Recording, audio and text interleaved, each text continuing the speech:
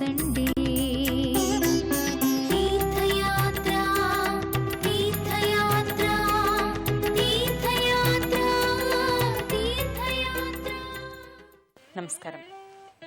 ETV 2 తీర్థయాత్ర కార్యక్రమానికి స్వాగతం. పవిత్ర దేవాలయాలకు, ఆధ్యాత్మిక నిలయాలకు పుట్టినిల్లు ఆంధ్రప్రదేశ్.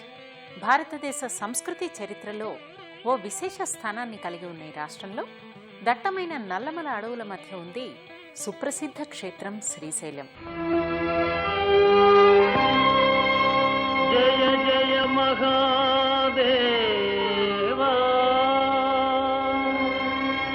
శంభో సదాశివా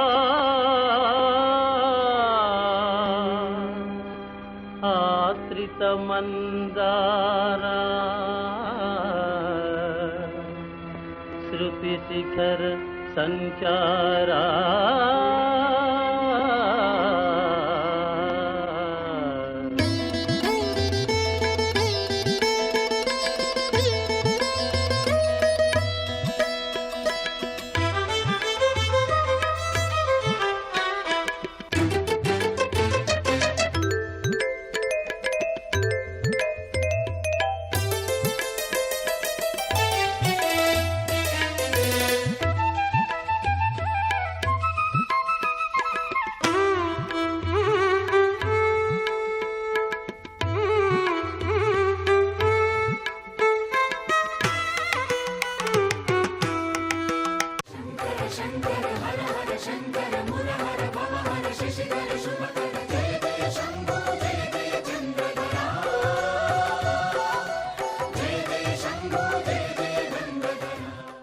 సాక్షాత్తు కలియుగ కైలాసంగా పేర్గాంచిన ఈ క్షేత్రంలో వెలిసిన భ్రమరాంబ మల్లికార్జున స్వామి ఆలయ విశేషాలేమిటో మనం ఇప్పుడు తెలుసుకుందాం.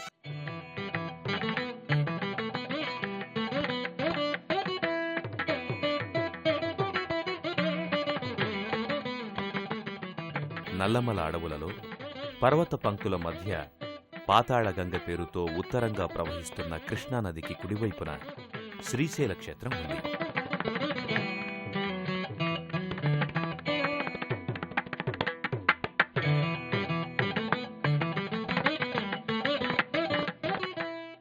శ్రీశైల పుణ్యక్షేత్రం చేరుకోవడానికి దేశం నలుమూలల నుంచి బస్సు సౌకర్యాలున్నాయి.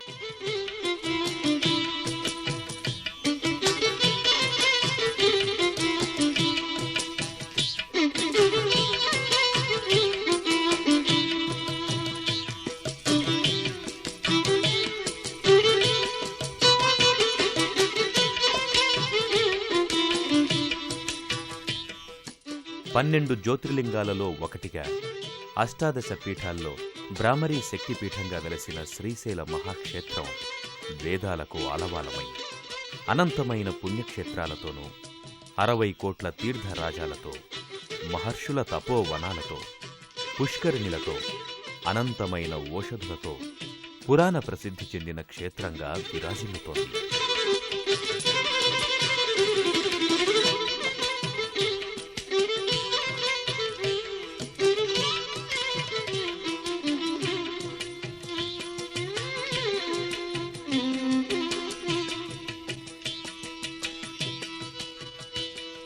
భూలోక కైలాసంగా కీర్తింపబడుతున్న శ్రీశైల క్షేత్రం 1వ శతాబ్ద కాలం నుంచి నిత్య నీరాజనాలందుకుంటుందని చారిత్రక ఆధారాల ద్వారా తెలుస్తోంది. మల్లికార్జున స్వామి ఆలయ ప్రాకారం సుమారు 2,79,300 చదరపు అడుగుల వైశాల్యంలో ఉంది. ప్రాంగణం చుట్టూ 20 అడుగుల ఎత్తు, 2,121 అడుగుల పొడవైన కోటగూడ ప్రాకారం ఉంది. అన్ని రాళ్లపై శిల్పాలు చెక్కారు.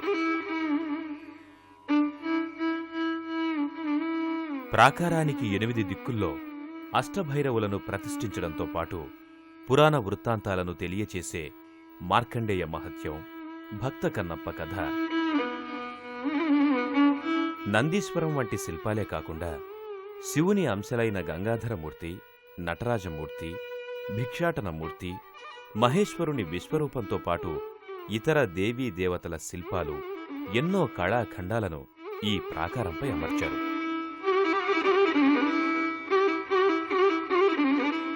ఆలయ ప్రాంగణమంతా అత్యంత నైపుణ్యంతో చెక్కిన శిల్పకళలతో కనువిందు చేసే 4 గోపురాలు 4 దిక్కుల్లో ఉన్నాయి. తూర్పు గోపురాన్ని శ్రీకృష్ణదేవరాయలు, ఉత్తరం గోపురాన్ని ఛత్రపతి శివాజీ నిర్మించారు. మల్లికార్జున స్వామి దర్శనానికి వచ్చే భక్తులు ముందుగా పాతాళగంగలో స్నానాధికాలు చేస్తారు. శివభక్తులకు వేదికలా ఉన్న ఈ క్షేత్రం పాప ప్రక్షాళన చేస్తుందని భక్తులు విశ్వసిస్తారు.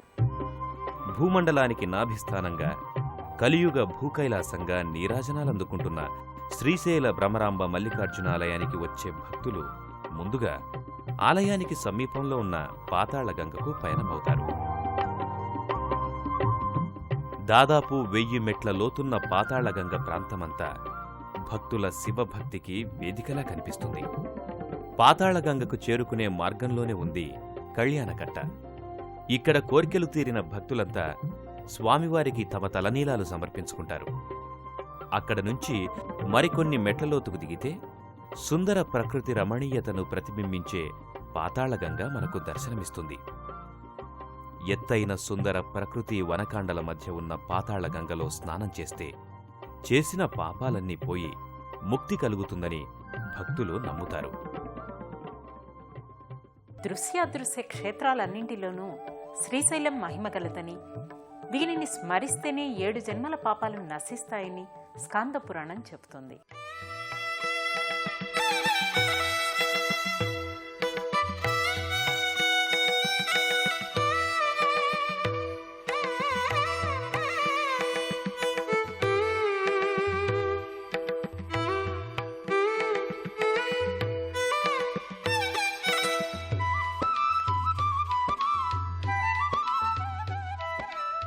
మల్లికార్జున స్వామి ఆలయ ప్రధాన ద్వారం సుమారు 30 అడుగుల ఎత్తులో ఉంది.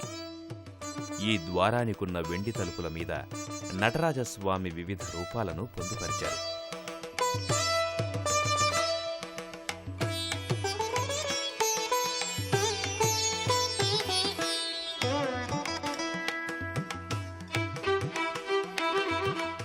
ఇవి భక్తులలో భక్తిభావాన్ని పెంచేవిగా దర్శనమిస్తాయి.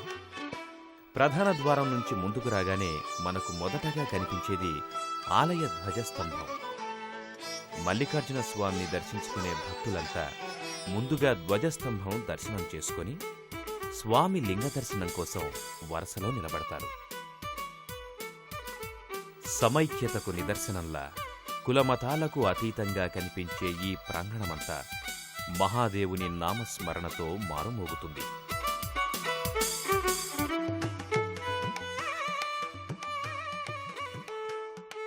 మల్లికార్జున స్వామి ఆలయంలో భక్తులకు ముందుగా దర్శనమిచ్చేవాడు నందీశ్వరుడు.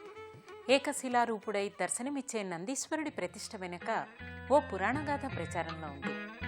శిలాదుడనే మహర్షి సంతాన ప్రాప్తి కోసం ఘోరమైన తపస్సు చేసి శివుని ప్రసన్నం చేసుకున్నాడు. శివుడి వరంతో శిలాదుడికి నందీశ్వరుడు, పర్వతుడు అనే 2 కుమారులు పుట్టారు.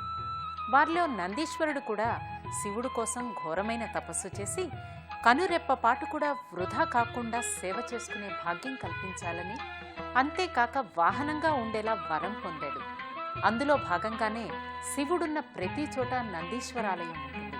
ఆ విశేషాలేంటో చూద్దాము మరి. నమస్తే నమస్తే నందీశ, నమస్తే నందీశ నందీశ.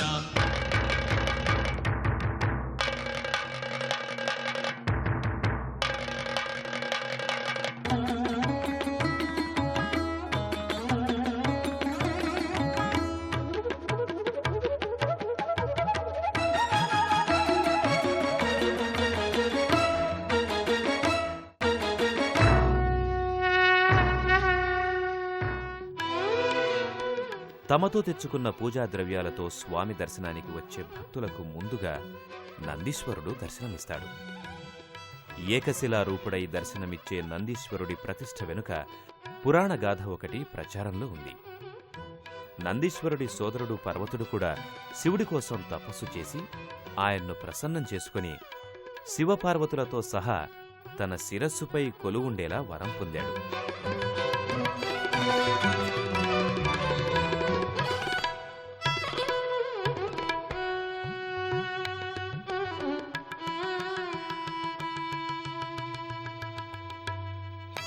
శివుడు కుమారస్వామిని వెతుక్కుంటూ రావటం, పార్వతీమాతను ఆ ప్రాంత రమణీయత మైమరిపించటం, పర్వతుడికి శివుడు వరం ఇవ్వడం వంటి మూల కారణాలతో శివపార్వతులు ఇక్కడ స్థిర నివాసం ఏర్పాటు చేసుకోవటానికి కారణభూతమైందంటారు.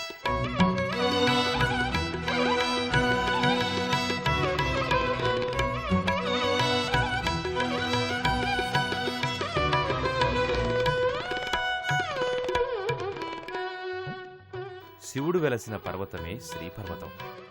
తర్వాత అది శ్రీశైలంగా మారిందని చెప్తారు. నందీశ్వరుని భక్తితో పూజించిన భక్తులు భక్తి పారవస్యంతో మునిగి తేలుతూ గర్భగుడికి ముందున్న మల్లికార్జున స్వామి ఉత్సవమూర్తిని దర్శించి స్వామికి కొబ్బరికాయలు, పూజా ద్రవ్యాలను నివేదించుకుంటారు.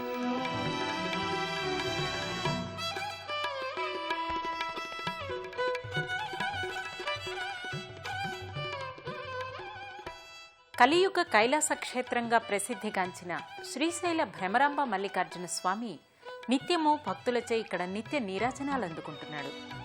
సాక్షాత్తు శ్రీరాముడు సైతం రావణ వధానంతరం బ్రహ్మహత్యా దోషాన్ని పోగొట్టుకోవడానికి ఇక్కడ స్వామిని దర్శించుకున్నాడని చెబుతారు. మహాప్రాణదీపం శివం శివం మహుంకార రూపం శివం శివం మహాసూర్యచంద్రాగ్నినేత్రం పవిత్రం మహాగాఢతిమిరాంతకం సౌరగాత్రం మహాకాంతి బీజం మహాదివ్యతేజం భవానీ సమేతం భజే మంజునాథం ఓం నమః శంకరాయ చ మయ. భూమిలోకి చొచ్చుకునిపోయినట్టు కనిపించే మల్లికార్జున స్వామి ఇక్కడ భక్తుల చేత నిత్య నీరాజనాలు అందుకుంటున్నారు. ఈ జ్యోతిర్లింగాన్ని దర్శించిన భక్తులు స్వామివారికి శిరస్సు తాకించి మొక్కటం ఇక్కడి విశిష్టత.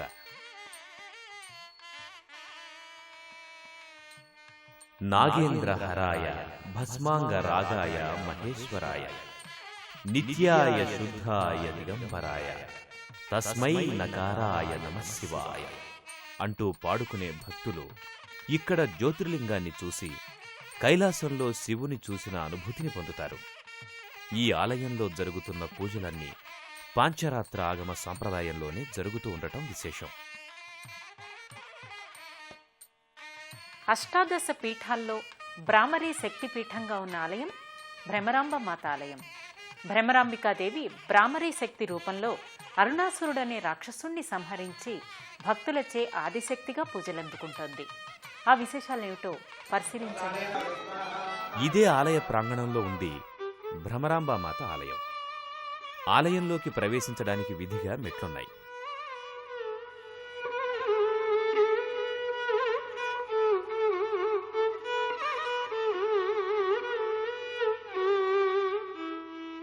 ప్రధానాలయం ముందు భాగాన ఉన్న ప్రధాన ద్వారాల మీద అమ్మవారి చిత్రాలన్నీ భ్రమరాంబ అమ్మవారి పట్ల భక్తిభావాన్ని పెంచుతాయి.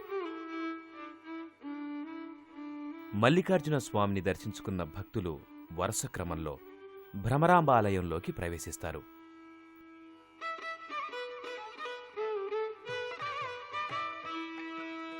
ప్రధానాలయ ప్రాకారాలన్నీ అందమైన ఆనాటి శిల్పకళా సంపదను ప్రస్ఫుటింపచేస్తాయి.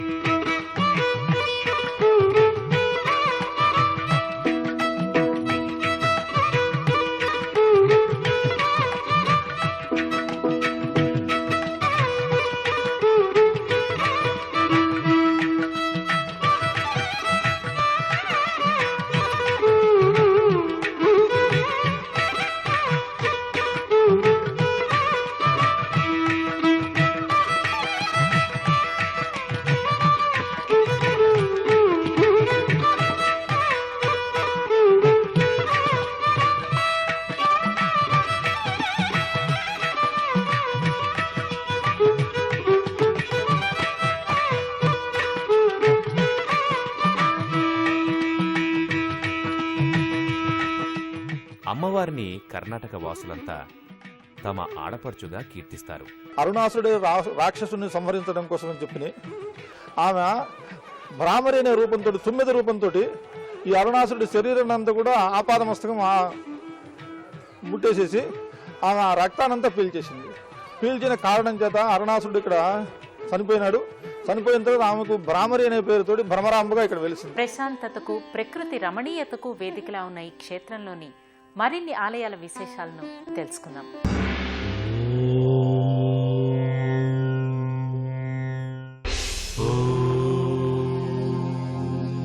నమః శివాయ.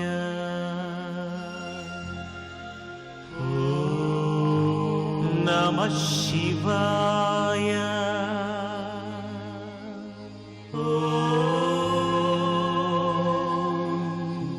నమః శివాయ.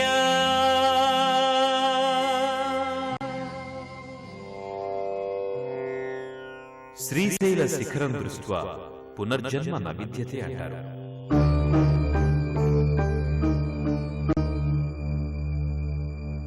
శ్రీశైల శిఖర దర్శన మాత్రాన పునర్జన్మ ఉండదని పురాణాలలో ప్రస్తుతించారు. చావు పుట్టుకల సంకెళ్ల నుంచి ముక్తిని కలిగించే ఈ శిఖరేశ్వరం శ్రీశైల ప్రధానాలయమైన మల్లికార్జున స్వామి ఆలయానికి 8 కిలోమీటర్ల దూరంలో ఉంది.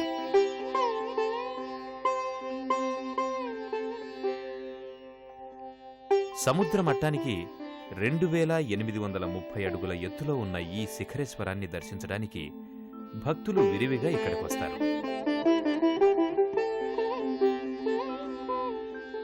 శ్రీశైల శిఖర ప్రాంతాన్ని చేరుకోగానే భక్తులు అక్కడ విధిగా ఏర్పాటు చేసిన మెట్ల మీదుగా నడుచుకుంటూ శిఖరేశ్వరంలో కొలువు తీరిన వీరశంకరుని ఆలయానికొస్తారు. చంద్రకళావతంసం భక్తి ప్రదానాయ కృపావతీర్ణం తం సోమనాథం శరణం ప్రపద్యే. తం సోమనాథం శరణం ప్రపద్యే. శ్రీశైల సంగే విబుధాతి సంగే. ప్రశాంతమైన వాతావరణంలో ఉన్న ఈ ఆలయ ప్రాంగణం నిత్యం భక్తుల ఆధ్యాత్మిక భావనలతో పునీతమవుతుంది. సంసార సముద్ర సేతుం నమామి. సంసార సముద్ర సేతుం.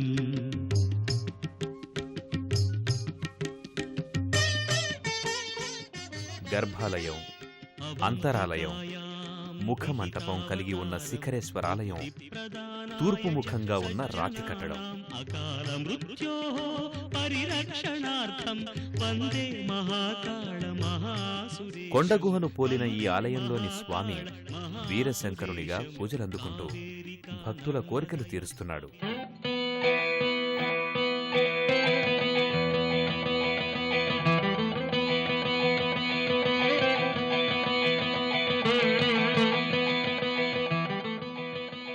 ప్రధానాలయానికి పైభాగంలో ఒక రోలు, దానిలో పొత్రం, దానిపై నందిని అమర్చారు.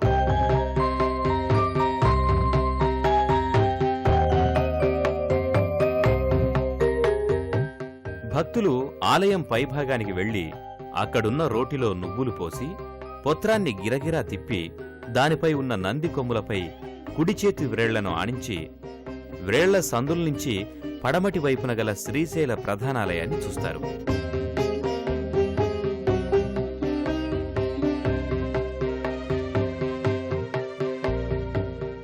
ఒకప్పుడు ఈ రోటి కింది భాగంలో రంధ్రం ఉండేదని, భక్తులు నువ్వులు పోసి తిప్పినప్పుడు అవి నలిగి కింద ఉన్న వీరశంకర లింగంపై నూనెగా మారి పడుతుండేదని చెప్తారు.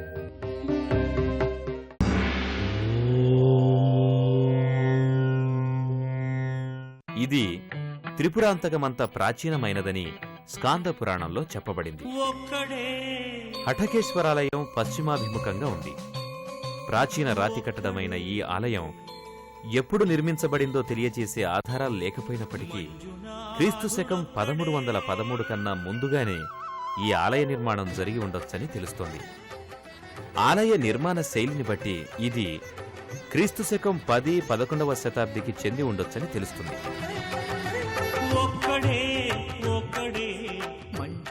గర్భాలయం, ముఖమండపాలను మాత్రం కలిగి ఉన్న ఈ ఆలయ ముఖమంటపం 256 చదరపు అడుగుల విస్తీర్ణాన్ని కలిగి ఉంది. హఠకేశ్వర స్వామి కొలువై ఉన్న ఈ ఆలయంలో స్వామి భక్తుల కోరిన వరాలను తీర్చే కొంగు బంగారంగా పూజలందుకుంటున్నాడు. బంగారు బిల్వాలతో హటకేశ్వరుని అత్యంత భక్తితో పూజించి తగు నియమాలను పాటిస్తే హటకప్రదుడైన ఈ స్వామి ధన కనకాలను ప్రాప్తింపచేస్తాడని భక్తులు నమ్ముతారు.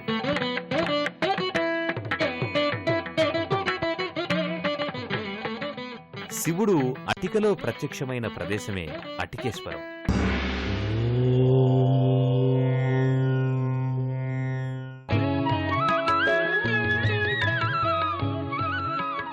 శ్రీశైలంలో మరో ప్రసిద్ధ దర్శనీయ స్థలం పాలధార పంచధారలు. శ్రీశైల ప్రధానాలయానికి 3 కిలోమీటర్ల దూరంలో ఉన్న ఈ స్థలం లోయ ప్రాంతంలో ఉండటం గమనార్హం.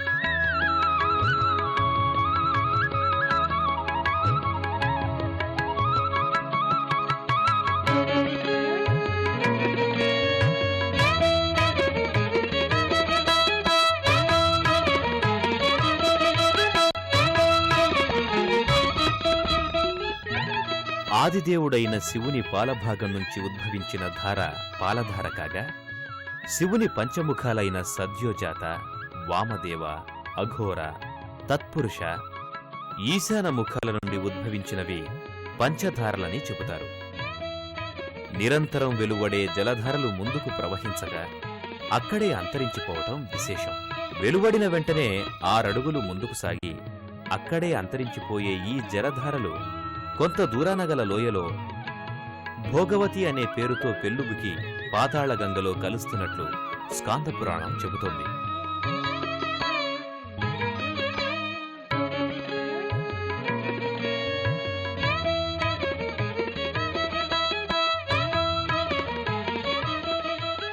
ఆధ్యాత్మిక నావకు చుక్కాని వంటి ఆదిశంకరులు ఈ స్థల ప్రశాంతతకు ముగ్ధులై ఇక్కడ కొంతకాలం తపస్సు చేసి శివానంద లహరి, సౌందర్య లహరులను రాసినట్లు చెబుతారు. అందుకు గుర్తుగా ఇటీవల కాలంలో ఆదిశంకరుల విగ్రహం ప్రతిష్ఠించబడింది. ఓషధి సమ్మిళితమైన అత్యంత పవిత్రమైన ఈ నీటిని నేటికీ కొందరు భక్తులు వివిధ రోగాల నివారణకు వాడుతుంటారు.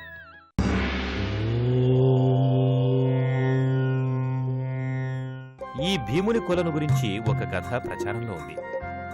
పాండవులు అరణ్యవాస సమయంలో శ్రీశైల క్షేత్రాన్ని సందర్శించినప్పుడు ఈ భీముని కొలను ప్రాంతానికొచ్చారు.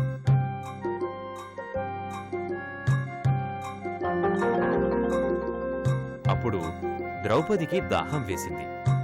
నీటి కోసం ఎంత వెతికినా నీటి జాడ కనిపించలేదు. భీమునికి కోపం వచ్చి కొండను గట్టిగా కొట్టాడు. ఆ దెబ్బకు కొండ 2గా చీలి నీరు బయటకు పొంగింది.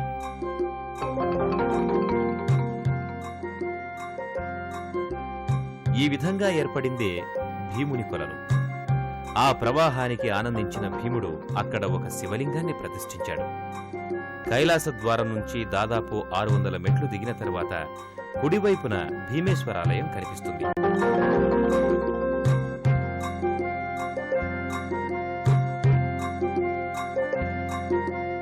ఎంతో ప్రాచీనమైన ఈ ఆలయం పూర్తిగా శిథిలమైంది. నిర్మాణ శైలిని పరిశీలిస్తే ఒకప్పుడు ఈ ఆలయం ఎంతో ప్రాచుర్యాన్ని పొందినట్లనిపిస్తుంది. భీమేశ్వరాలయం క్రీస్తు శకం 8-9వ శతాబ్ద కాలంలో నిర్మించినట్లుగా తెలుస్తోంది. భీమేశ్వరాలయం నుంచి దాదాపు 300 మెట్లు దిగితే భీముని కొలను వద్ద మరో ప్రాచీనాలయం ఉంది. దీనిని భీముని కొలను గుడిగా చెబుతారు. ఈ ఆలయంలోని లింగాన్ని భీమలింగం అని పిలిచేవారు. ఈ ఆలయం గర్భాలయ, ముఖమండపాలను మాత్రమే కలిగి ఉన్నట్లుగా కనిపిస్తోంది. శిథిలమైన ఈ ఆలయం గతనాటి వైభవాన్ని తేటతెల్లం చేస్తోంది.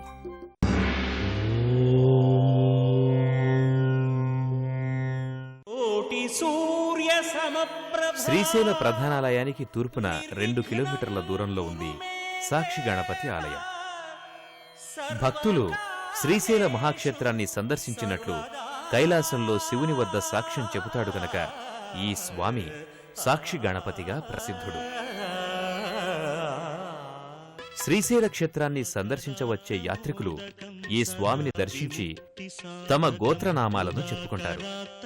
ప్రస్తుతమున్న సాక్షి గణపతి విగ్రహం సుమారు 3 దశాబ్దాల క్రితం ప్రతిష్ఠించబడింది. కాగా అంతకు పూర్వం ఇక్కడ మరో గణపతి విగ్రహం ఉండేది. శ్రీశైల మల్లికార్జున స్వామిని ఒక్కసారి త్రికరణ శుద్ధిగా అర్చించినంత మాత్రాన సర్వ యజ్ఞాలు చేసిన ఫలాన్ని, సర్వ తీర్థాలు సేవించిన ఫలాన్ని అనాయాసంగా పొందవచ్చని సాక్షాత్తు పరమేశ్వరుడు పార్వతీమాతతో చెప్పినట్లు స్కాంద పురాణం చెబుతోంది. మరి ఆ మల్లికార్జున స్వామి అందరినీ చల్లగా చూడాలని కోరుకుంటూ సెలవు మరి.